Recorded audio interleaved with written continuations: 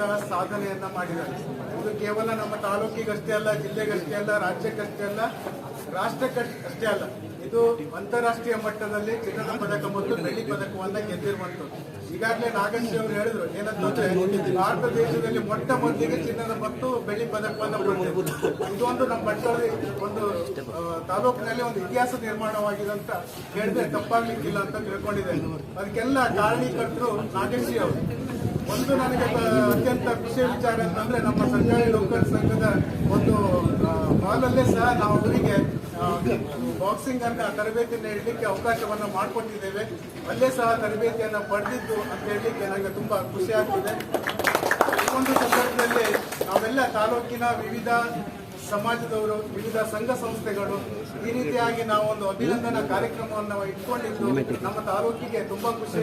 ಇಂಥ ಕೆಲಸವನ್ನ ನಾವು ಯಾವತ್ತೂ ಮಾಡಬೇಕು. ದೇಶ ಪ್ರೇಮ, ದೇಶಭಕ್ತಿ ಬೆಳೆಸುವಂತ ಕೆಲಸವನ್ನ ನಾವು ಮಾಡ್ತಾ ಇದ್ದೇವೆ.